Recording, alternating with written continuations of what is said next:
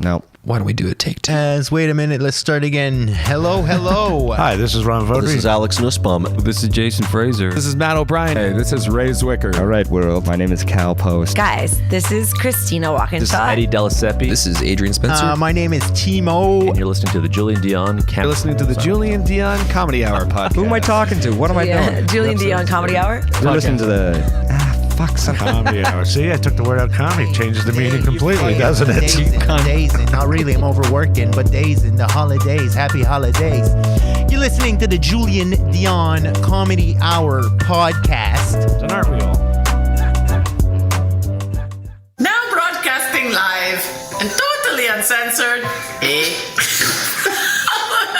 from Lemon Press Studio in the beautiful Gatineau Hills.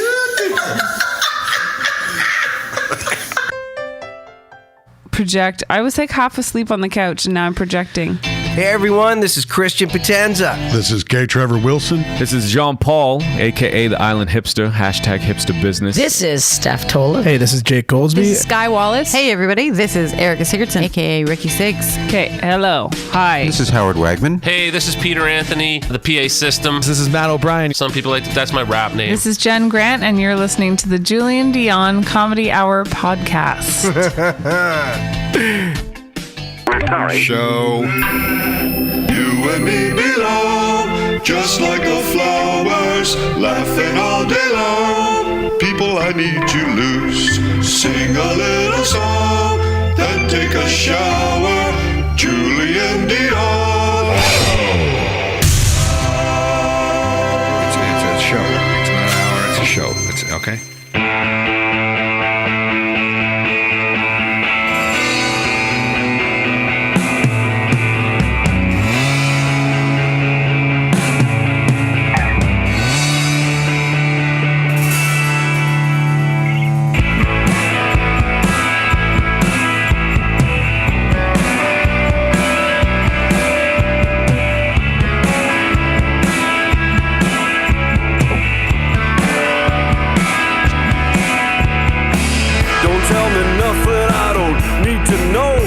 Oh yeah. Don't take me nowhere I don't need to go. Go, come on, buddy. I got a head like a radio.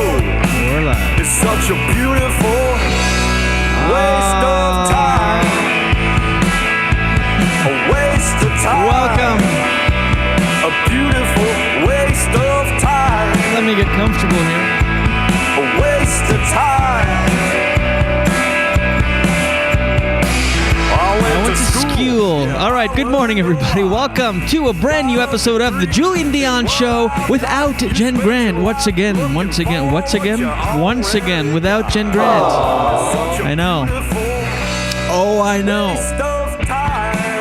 Coming at you with a brand new episode, number 413, recorded live on a Monday morning. Monday, July 26th. Of course, broadcasting to you from my mouth hole to your ear holes directly from Lemon Press Studios in the beautiful Gatineau Hills. Hey. Turn it down a bit. It's loud, isn't it? Especially for a Monday. Let's...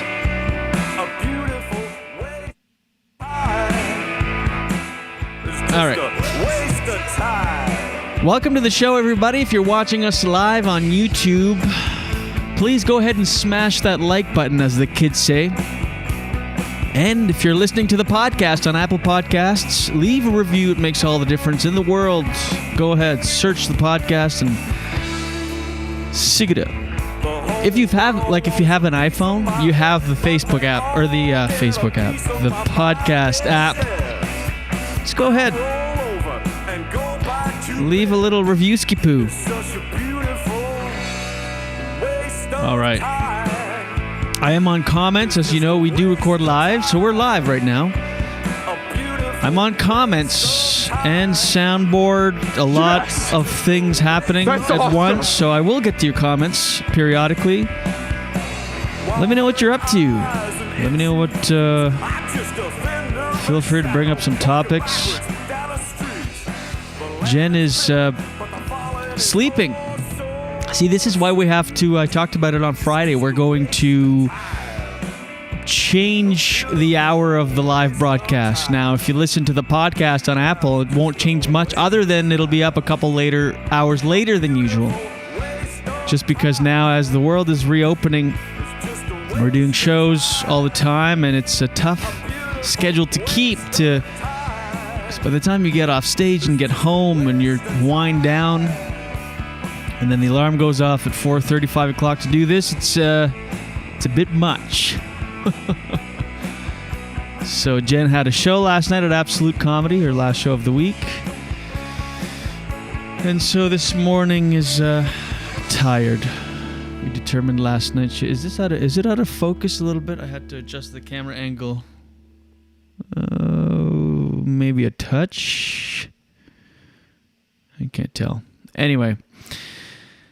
So yeah, had a great weekend. Jen was at Absolute Comedy all week. As I said, she wrapped up last night. I was on both shows on Saturday. It was really good to be back doing comedy. People are excited to be out. Electric crowd. It's smaller capacity than usual, obviously. There's just about, I think, 40 or 50 people, maybe, at Absolute. I can't remember what the sellout is. I think 50. Anyway, there was 2 shows, 8 and 10:30 on Saturday, and I went to just do a short spot. And on the early show, Saturday, I got on stage, and I said something to the effect of, yeah, everybody, I don't know, just kind of silly getting into my set. So look at us, all vaxxed and waxed and ready for hot girl summer. And then I popped my booty. I did a dip where I dropped right to my feet and in a very limber fashion and popped a giant hole in my pants. Right off the get-go, off the set, off the beginning of the set. And you know what? I do wear a suit, a 3-piece suit when I perform stand-up. And so before...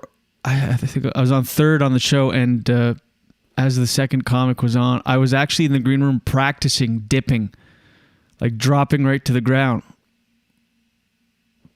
Pop your booty on the way up. I was actually practicing just because, you see these suits, they make them Eurofit, they call it. Slim fit design. So everything's tight. So I'm like, is this gonna hold up? And I did it a couple times in the green room, no problem. But when in the excitement and the adrenaline of being in front of people, I did an aggressive booty pop and dropped real fast and came back up. But as I dropped, I felt pop, pop. And I had about a toonie-sized hole right on my, like directly where my butthole is. A little bigger than a toonie, maybe a sand dollar. Remember those? You guys know those? Sand dollars? Is that a weird reference? Anyway, right on my butthole. And so I addressed it. Had I been newer into comedy, I probably would have just plowed through. But I said, I think I just popped a hole in my... ripped a hole in my pants. I don't know why I'm saying popped a hole. That's not a saying. And the audience laughed and asked to see it, so I showed it. And I never felt more vulnerable. At that very moment, I was turned my back to the audience, bent over, my back arched, presenting. Essentially, I'm presenting to the audience, quite literally, as they do in the animal kingdom. All that was missing was some sort of song or display of color to attract a mate. Like, that's all that was missing. But I was fully presenting, and I was kind of trying to find the hole with my hand to show the audience. So I'm back to the audience, bent over, back is arched, ready for insertion. I'm presenting, as I said, and then I'm rubbing to find to find the hole. And so it just looks like I'm rubbing my general butthole area in front of the audience. And then I started making sounds like, yeah, you like that? Anyway, it was a really fun moment on stage. But how do you follow that with material? Anyway, so this pandemic, am I right? or as a lot of people in my Facebook news feed call it, plandemic. No, but we're having fun. Anyway, it was a really, really fun moment and like electric. The audience was just losing it, and so it was a good time. And then did the second show with, again, a sand dollar-sized hole in my pants directly in the area of my butthole. But I didn't address it in the second show. I know some people may have... someone was like, well, are you going to do that again on the second show? I'm like, no, I can't. I can't fake it. Like, fake mistakes. I see comics do that sometimes on stage. Well, they'll have every time in their act, they'll like do a fake act out a mistake. A comic buddy used to do this joke where he would say, I can't remember what the premise was, but he was talking about getting robbed. And it's like I would definitely beat off the robbers, and then he would go, well, no, not beat off, like as if he like caught himself in a mistake every time. And I just can't. I just feel too silly. It's funny, it works every time if you can do it, but I just can't act like so. On the first show, it really did happen. I was able to address it, obviously, in the moment. But on the second show, I couldn't just pretend, recreate, like, oh. Oh, there's a hole in my pants. Yeah, you want that? Yeah, and bend over. Like I just couldn't. So it was a once in a lifetime, one-time thing to address. Is the camera a little out of focus? I can't tell. Let me know if it's a little. Hold on. Let me just try something. Let me see here.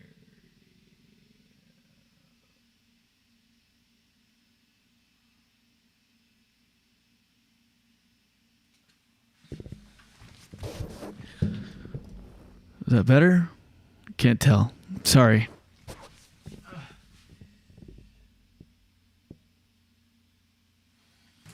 I think that's all right. Anywho, I think I might be a tiny bit out of focus. I apologize to focus. I apologize to anyone watching the feed if it's a little just... I can't tell. I can't tell if my glasses are dirty or if the feed's a little... Anyway, who cares? Here we are. Had some fun shows. It is a lot of fun to get back on stage tonight. We're at Swizzles in Ottawa. Both Jen and I doing a short 10-minute spot. We're gonna ask to go on early so we can come back and sleep and do the show tomorrow morning at 7 again. And then Jen is at Just for Laughs on Wednesday at Club Soda. That performance will be available online to stream. So we'll tweet out on our Twitter and at the Julien Dionne Show with Jen Grant official Facebook group. We'll tweet out links to Jen's Club Soda performance, or at the very least links to tickets. And that's going to be a good show. So we're headed to Montreal. So no show on Thursday. And I've got to start working out again. I took I've just like sporadic lately working out. I just adjusted the focus on my camera and I'm winded. Yeah, it's not...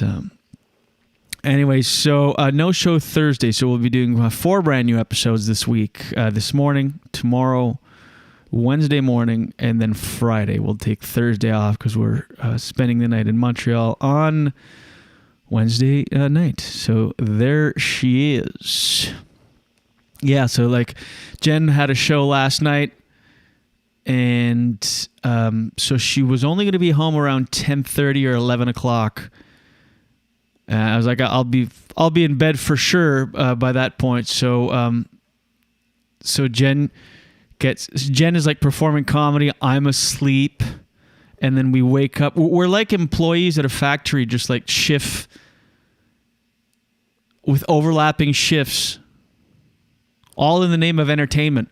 She's at the club, I'm sleeping, she tiptoes in the bedroom, goes to sleep, my alarm goes off, I tiptoe out of the bedroom, she's asleep, I come out here talking into a microphone.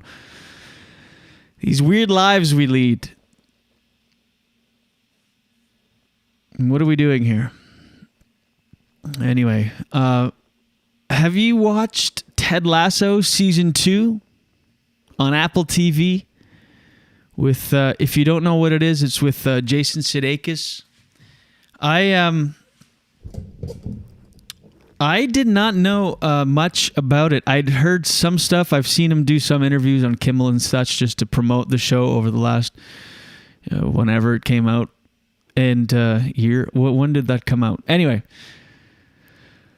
And it kind of fell off the radar. I didn't hear people talk about it much. And then I was hearing people really talk it up on social media because season 2 was coming out this weekend. And so people were excited about Ted Lasso. I'm like, I have to look it up. I don't know how I would describe it. I wouldn't necessarily call it a comedy. I mean, I guess it is a comedy, but it's it's not a drama, obviously. It's not a comedy. It's not like, I don't know. When I think comedy, I think, Extras or The Office or 30 Rock. It's lighthearted. What category is Ted Lasso? Do we know? Anyway, so I actually watched season 1 over the weekend in anticipation for season 2. Didn't know anything about it. I know I like Jason Sudeikis, so I thought, let's give it a try. And so the premise of the show is there's this soccer team in England. The owner is going through a divorce, and in the divorce, his wife gets ownership of the soccer team, or football as they call it. And she's it's an ugly divorce, and in her quest to destroy her ex-husband, now that she owns the only thing that she's ever loved, his baby, his football club, she decides to sabotage it. So she hires a new head coach, who's actually a high school football coach by the name of Ted Lasso, who's played by Jason Sudeikis. So he's based in the States, coaching American football at an amateur level. And so she hires him, a very controversial hire. People don't know what she's doing, but her plan ultimately is she wants to hire a nobody so that they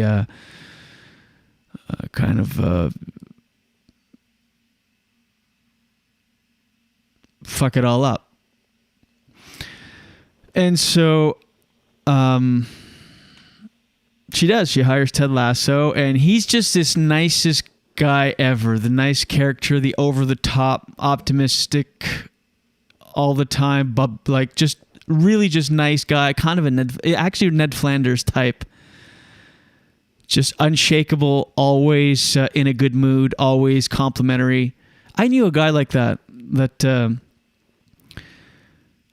I used to work with in sales back in the day. Every time, he's like just over the top nice. Every time you'd ask him, hey Steve, how are you? Good. But more importantly, how are you? More importantly, have a little self-esteem, Steve. It's okay. We can be equals in this inquiry of our well-being. But anyways, so Ted Lasso. So he goes over there, and of course, well, I don't want to spoil it. Just watch it. It's a very feel-good show. It's very nice. Is it a comedy? I don't know. I don't laugh. It's not like laugh out loud funny. There's a couple funny moments. It's just light. I guess it would fall in the comedy category, but anyway, but watching Ted Lasso, I realized how cynical I am. I realized how, I think it just slowly seeps into it. I used to be like Ted Lasso, I think, more like that back in the day. I was very optimistic, always so positive. And I don't know if it's being in comedy and just I've slowly become hardened and cynical. I often exaggerate my cynicism, especially here on the show, just to often have a take or have an opinion, take a side on certain things. Like, well, any topic we discuss. So sometimes it's funny to take the exaggerated cynicism approach, like where it's not truly how I feel, but you just go, come on. And you take a cynical approach. It's exaggerated for humor purposes, and it's funny because it just like really highlights a side, one of the sides. Almost cartoony cynicism But I think doing that over and over has kind of affected me a little bit. I think I've slowly become cynical. Like, it's funny to be overly cynical on here, but I think it's starting to affect my personality generally. Because I watching Ted Lasso, and he's so positive about every in every situation, every choice he has to make, every conversation. He's over the top, just positive and uplifts people. And you're kind of like, okay, nobody's like that, but there are some people like that. And then it's kind of like when you fake it like that, you do feel it, like it works. I know that sounds insane, but actually I've done it on the podcast. Remember, I did it about 4 weeks ago. I came on. I'm like, you know what? Only positive from now on. And it felt great. It starts to work. You start kind of feeling way better about everything. Just over the top positive. So when I was watching Ted Lasso, I was trying that around the house on the weekend. Shitting you not. Just like, even just like my internal dialogue, just really positive. And it works. I've become cynical. What happened? Something along the way happened. I just got beat up by life, where now I'm just a cynical 37-year. But again, it's not always meant, the cynicism. Sometimes it's funny to just take an angle. Come on here and say all life coaches are a mess. I don't really mean that, but it's a cynical angle.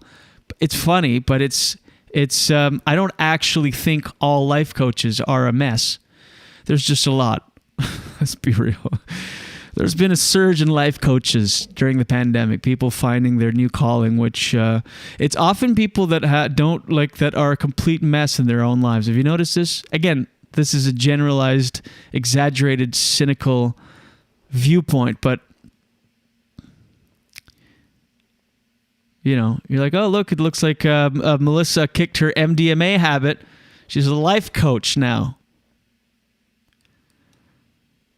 I have a buddy who he's sober now, got sober, worked on himself. He's become somewhat of a life coach and counselor sort of thing, but he's like always looking for it, like too much. Where almost every time I run into this guy, we talk. It's all good. Everything's normal exchange, and then we part ways. And a few hours to a day after, I'll get a text. Hey man, you okay? Didn't seem like old Julian when I was talking to you. Seems like something's up. Literally every time I talk to him, I'm like, no, dude, I'm fine. Trust me. But every time I talk to him, he either thinks I have a crisis, or he goes through crises all the time. And he's the one, the counselor. But he'll call me and be like, dude, I don't know. It's all good. We all have our down days, but this happens often. And he's a coach of life. Well, he'll call me and be like, dude, I don't know what's going on, but life just doesn't seem fair, and I don't know what's... And then I'm like pacing around the phone, like the house, talking on the phone. No, dude, you've got everything going for you. Geez, you're taking an unconventional path and approach to life, but you're kicking ass. You're really, you fall into such a small category of the population that's doing what you're doing. And then I'm like, who's the coach here? I'm life coaching the coach. Anyway. But so, and I've talked about this before on the show, so not to repeat that take, but just goes to show that exaggerated cynicism can be funny. But I don't actually think that there's of course some good life coaches, I'm sure. I'm sure if you look into it, if you do the research, there's some good life coaches. They've done studies, 60% of the time it works every time. All right, let's see what we got here in by way of topics in the topic department. Once again, Jen Grant, if you're just joining us, Jen Grant is not here. She's sleeping, catching up. Had a show last night, and So here we are. So as we do every solo pod, time now to throw shit on the wall and see what sticks. All right, welcome. Thank you so much. Oh, I've got some comments here. Let me see. Wendy says, Nuggets in the house. Yes, he is right behind me. Is he still in the shot? Oh, just a little bit. He's a little bit in the shot. On the live feed, reminding you to see if you're watching on YouTube. Go ahead, smash that like button. Makes a difference. Who else have we got on comments here? Yes, Nuggy is out of focus. That makes sense. Thank you for that input, Wendy, because he's about 3 feet behind me, so I'm closer, and it's not an autofocus, so he should be a little bit out of focus. Anyway. Welcome to Breaking the Fourth Wall with Julien Dionne. Okay. Maltanejada, I'm positive it won't work for me. If you're being positive, you mean? Yeah. Who's winning, positive Julian or cynical Julian? Mark T is asking. I don't know. I think overall, I think to my core, I'm still positive Julian. I still am pretty optimistic, but cynical Julian seeps in there. It depends on the time of day. If I'm tired or something like that, it greatly will affect the quality of my thinking. If I'm tired, it's all cynicism all the time. If I'm rested, I'm optimistic. I actually feel that as soon as I have an espresso shot, this is the beauty of this, the most popular drug in the world, caffeine. You take it, all of a sudden, I'll have an espresso shot, then I'm like grateful, I'm excited about things, I'm thinking of upcoming projects. Positive Julian. When I have energy, when I'm drained, cynical Julian. So there's that. Ted Lasso season 2. Did I talk about everything that I wanted to? I think so. It's a good show. It's a feel-good show. And watch it. It's on Apple TV. And it'll make you feel good about yourself. And try being acting like that a little bit. Around your life and house there. Advice. Have you guys been watching the Olympics? We never do great, Canada, in the Olympics. And I don't know why. Is it? Let me pull up the Olympic standings. 2021. Okay, so here it is. I'm going to share this screen with you. Let's see the standings. All right, so the U.S. is number 1. With 14 medals total, 7 gold medals, 3 silver, 2 bronze. Japan. Oh, we went up. So Canada's number 11. Japan is second place. But Canada is 11th place. We were 17th when I looked this up yesterday. We don't... we have a gold medal. What did we get a gold medal in? Diving? I should probably look this up. I don't know. Oh, in... women's 100-meter butterfly. Is there a less convenient way to swim than the butterfly? Have you ever tried to do the butterfly? Like, there's no other purpose for that swim than in a pool competing at an elite level. Like, there's no... You never see someone... Actually, one year we were... I think the first or second year we went to an all-inclusive resort in Mexico. There was a guy swimming at the pool. He would do this like... when you go to a resort, there's that, wake up in the morning, you go to the beach, you go reserve your chairs, you go put towels and books and flip-flops on your chairs, then you go for breakfast and get a coffee, then you come back to your chairs. You're back on the beach... I'm trying to not say chair again, at your chairs, and it's still like early. It's like 10:41 a.m. You're full. You can hear the party pool starting up in the distance. Boots and shorts and boots and shorts and boots and shorts. the hungover employees are setting up again the games, the dumb, crazy games, the beer chugging contests and so on. And then you're at the beach all day. Then it's full party mode, fun times, drinks and stuff. But there's this period where everybody retreats to get ready to go out to dinner. Around 5 or 6, everyone, you're kind of just in your room, getting ready on the balcony, having a drink, waiting to go to dinner.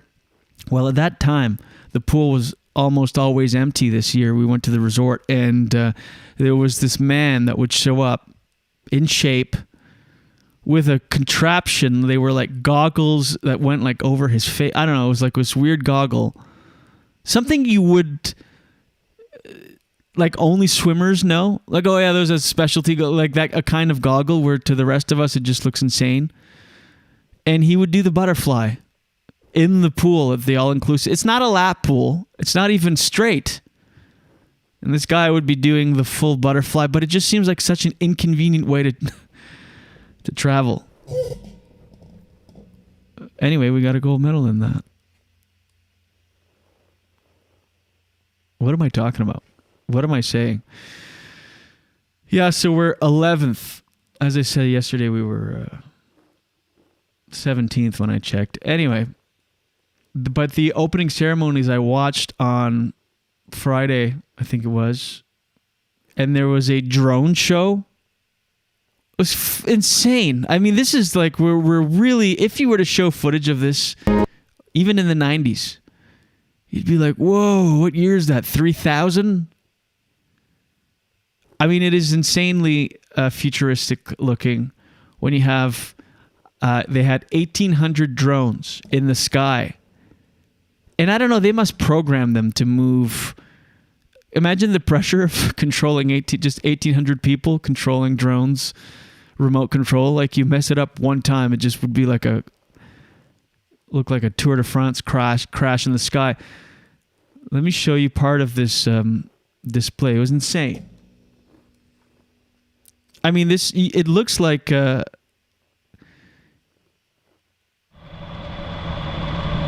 it looks like an alien invasion thing. If you showed this to someone in the 90s, they would be convinced that aliens are real. They'd be like, oh, look, we're not alone.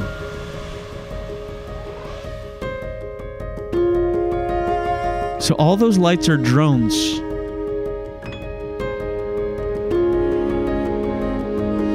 Without them doing even a pattern or anything, it's just impressive to see that many lit up drones in the sky. What if I was crying right now? Look at it. Looks like CGI. Sorry, this is a visual bit. How do I pause it?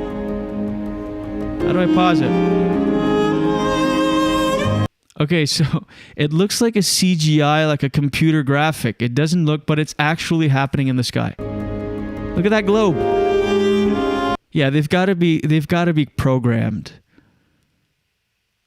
See, even that, like how. I attribute all that to smart people. I mean, without smart people, how would you figure out to have a drone? We're going to have a drone fly in the sky, a bunch of them, and coordinate into the shape of a globe, the map of the world. How do you could give me all the tools needed, even the steps, I still could not pull this off.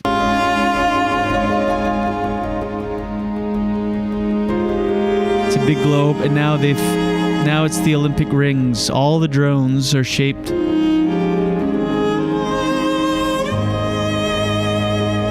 It's crazy. Tokyo 2020. Look at it. Anyway, so I thought that was pretty insane. How do I get out of this? Okay, so there. Well, sorry about that. See, I get flustered when I'm alone. There's just so much to control: the volume, the board, the mixer, the soundboard, the cameras, the picture-in-picture, the sharing the screen. All right. And as I often do when I am alone here, there's some topics I pulled that I just skimmed through so that we'll have to read a little bit together, okay? So just bear with me. Next topic. I need a sound effect for next topic. Let's go ahead. How about I don't know.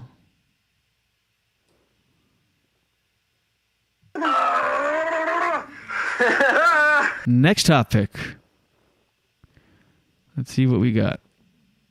Okay, so Ted Lasso Olympics. He's a man stranded at sea for 48. Oh yeah, I saw this. This freak my freak. Really think about this. Okay, so let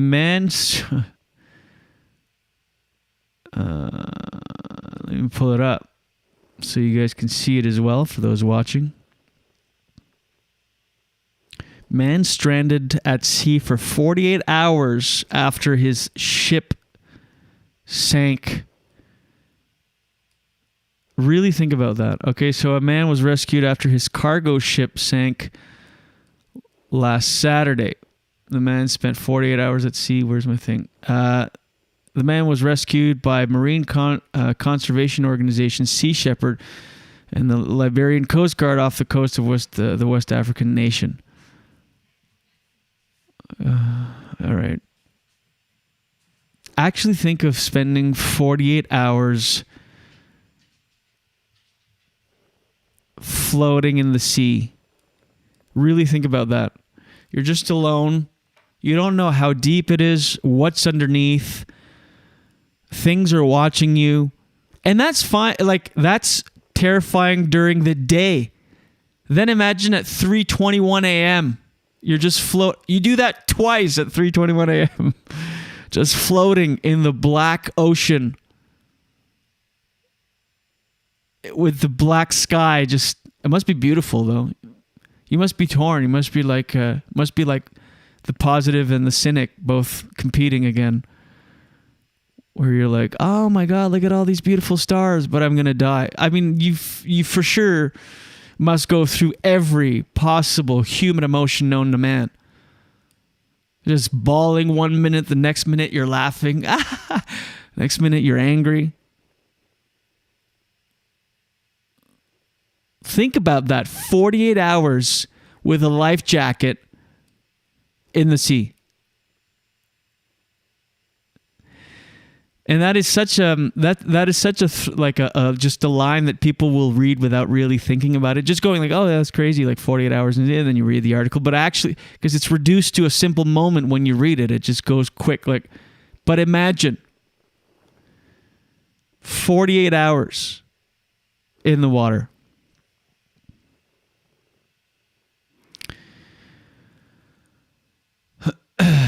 There's still 17 people unaccounted for.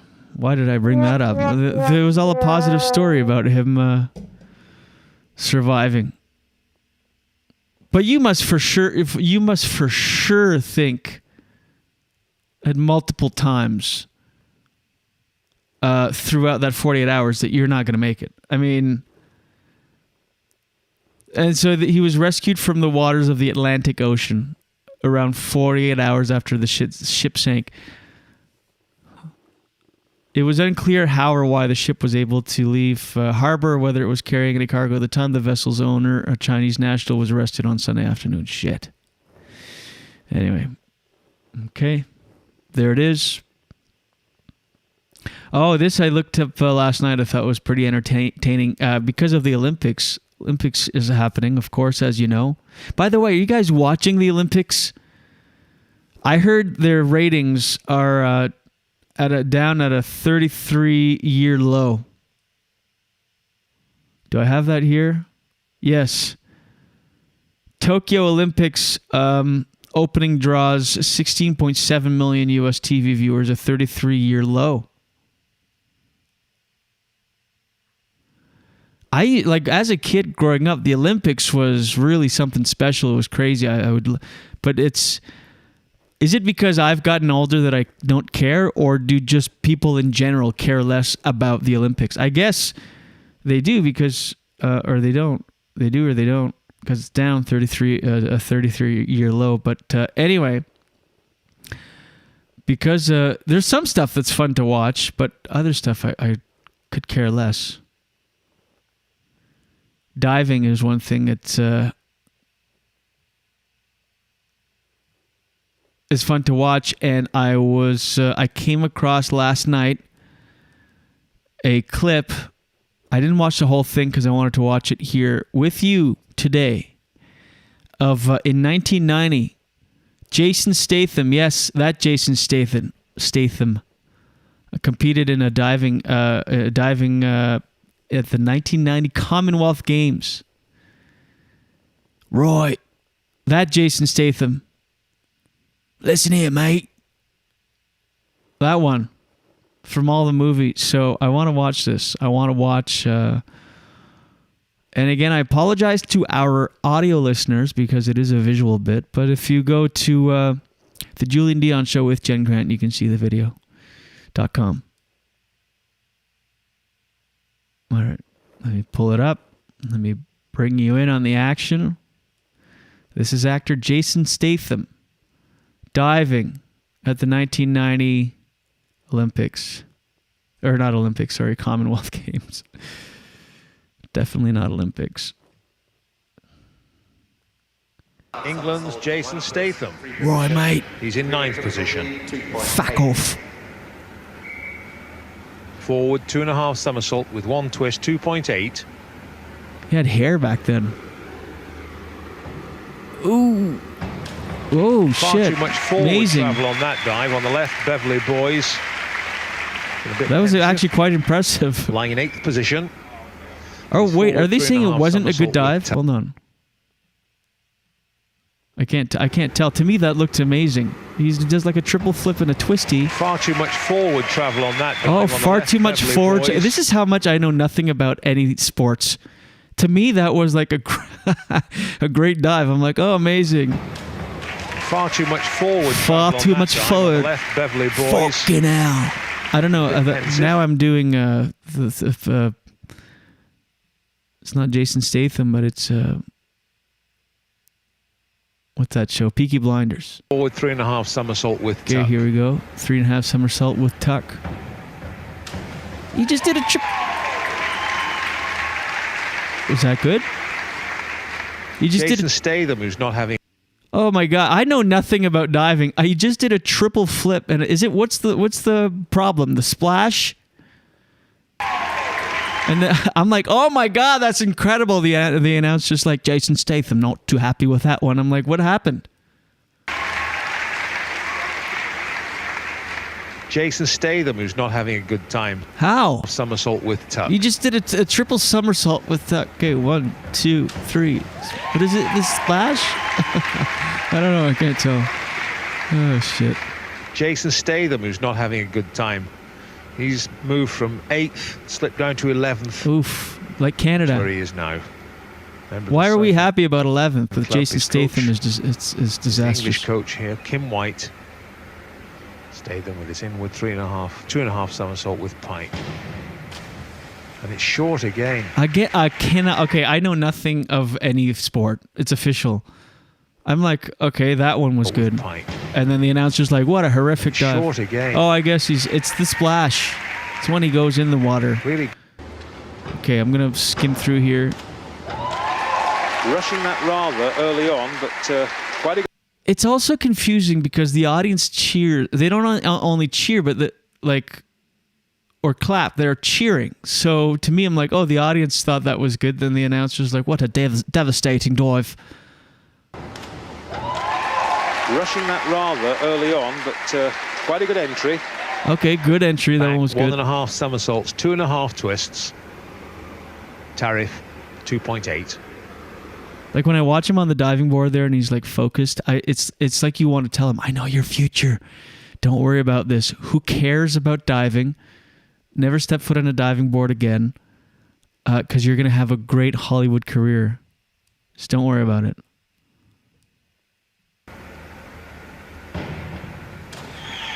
Well, a good final dive from Jason. Okay, see, to me that was just as good as the other one, and now but that was the best. better. All right. Here's forward 3.5 somersault with pike, 3.0. Is this interesting to anybody? Because I'm finding it interesting, but I could be the only one. No, that was a big splash. Yeah, a bit short. I don't think that was good. Now he's on the top diving board. Like the was. Oh my god! Okay, that one. Okay, this one I know is bad. I know that much about diving to know that if no water in the pool is left after from your splash, it's not good. You even hear like the slap on that one. Listen to the sound. It sounds like a belly flop, and the audience even gasps. Listen to this.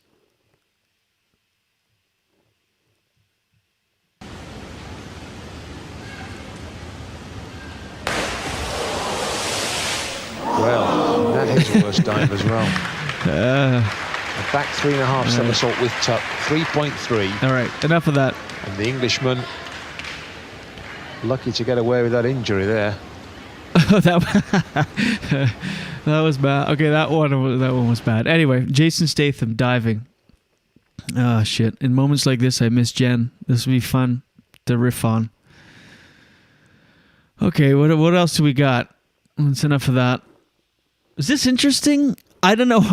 I see Jason Statham diving in 1990. I'm like, yeah, I'll talk about that. But I don't know. Let me go to the comments and see if anything. Okay, Jerry. Good morning. The Olympics, they're happening. Really? LOL. I didn't really know. Yes, Holly. Good morning. Out there in Van City. Are you still out on the West Coast? Yes, they are happening, I guess, but morning, Ken. All right. People don't have cable. I've tried streaming it off NBC and it just didn't work. And Ken says if you have an antenna, you can get digital HD. I love that, giving you guys advice in the comments. All right. What else do we got? Jason Statham diving. We did that. Man refusing to get up Twitter handle gets swatted and dies. This was sort of an interesting story. I just thought it was weird circumstances, like crazy. So this man that owned I guess technically he still does, even though he's dead. So he had the Twitter handle. This is such a weird story. His Twitter handle was @Tennessee. He somehow had, his name was Mark Herring, and he was 60, and he had the Twitter handle @Tennessee. I didn't know that people care that much about Twitter handles, but apparently it was a very coveted, sought after handle.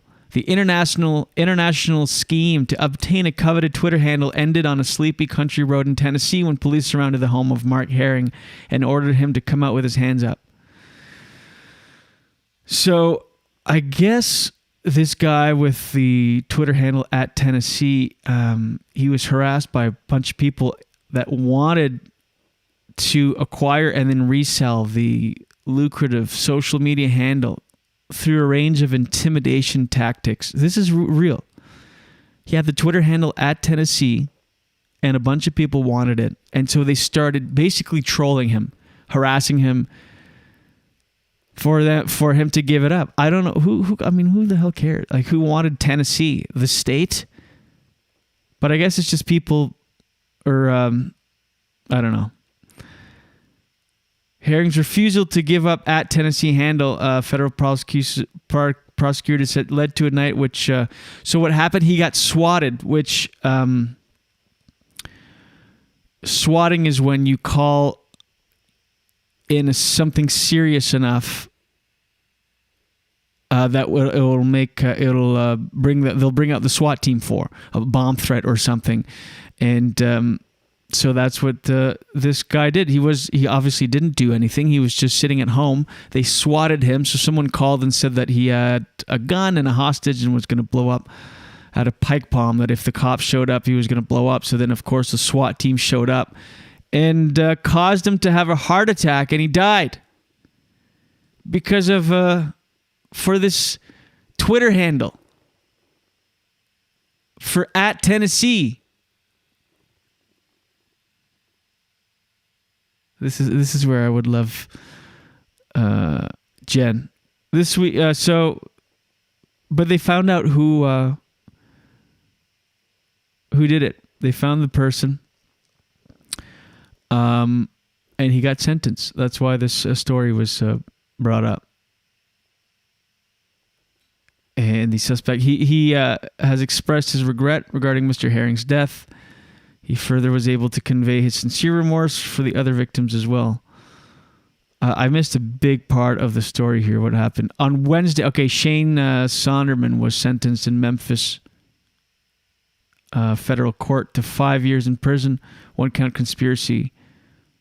He pleaded guilty to the conspiracy charge in March in exchange for several other charges being dropped. All right. I don't know. See, sometimes they stick. Sometimes some things would stick more if Jen was here. Yeah, the Olympics are still a thing. Mark T. Well, one more thing I had on my list. I saw this story pop up a few times, so I thought I'd bring it up. This man was... this one is going to be a reader. I apologize. A man rescued by a helicopter after a bear harassed him for a week. A miner in Alaska was rescued last week by a passing Coast Guard helicopter after 7 consecutive nights of harassment by a bear in the tundra. Upon being rescued, the man, who was not identified, requested medical care following a bear attack days prior and said the bear had returned to his camp and harassed him every night for a week straight. How does a bear... What does a bear do to harass you? Like verbally? Like, hey, come out here, you little bitch. Come out here every night. Friends of the man had reported him late in getting back to Nomi, according to the release. The air crew discovered the man while en route. It doesn't matter. They saw a shack topped with an SOS sign, and the man spotted waving his hands. And said, okay, I don't understand the story. I'm sorry, I should have read it before. I saw that a few times pop up in the last few days about this man being harassed by a bear for a week straight, and I thought I'll look into it. I didn't, and here we are. You fuck off! Thank you. All right, well, I think we'll go for the close on that note, ladies and gentlemen. Do we have any more comments? Cubs nearby. Oh, is that the story, Ken? I don't know. I didn't look it up. Anyway. All right. Well, ladies and gentlemen, so we are going to come back at you with brand new hours, and we'll announce it. So it won't change much other than push the live broadcast maybe a couple hours, and so that means pushing back the when the podcast episode is uploaded by a couple hours. That's it. We're still doing 5 episodes a week. In fact, we'll probably end up doing more episodes. Well, I mean 5 because more often 5 because we won't cancel as often with the new hours. So there's that. Swizzles Comedy Club tonight, or Swizzles Comedy at Swizzles in Ottawa. And Nova Scotia coming to Point Church, Clare on Tuesday. Yes. Is it Tuesday or Wednesday? I'll have to look it up. For the Festival Acadien de Clare. All right, ladies and gentlemen, I want to thank you very much for tuning in.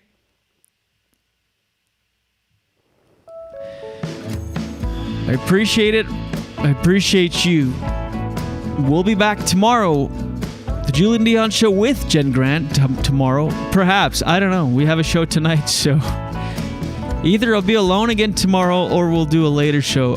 We'll see. Or we'll just be tired.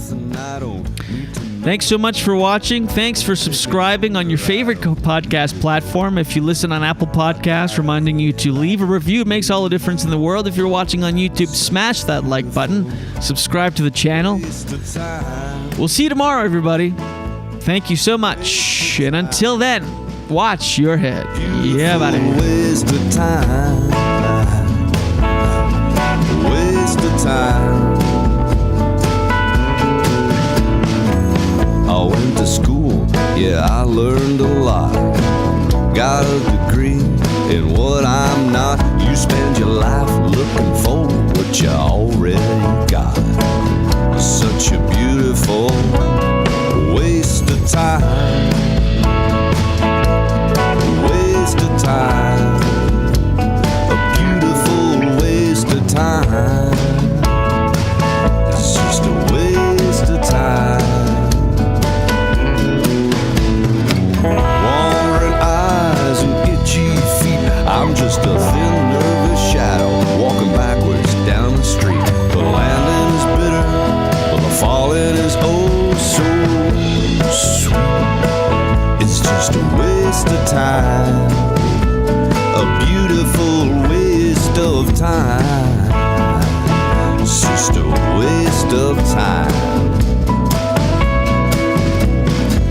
The whole world wants a piece of my head, but they all get a piece of my mind instead.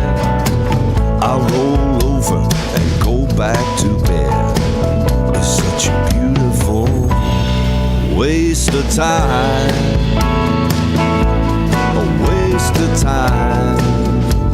A beautiful waste of time. It's just a waste of time.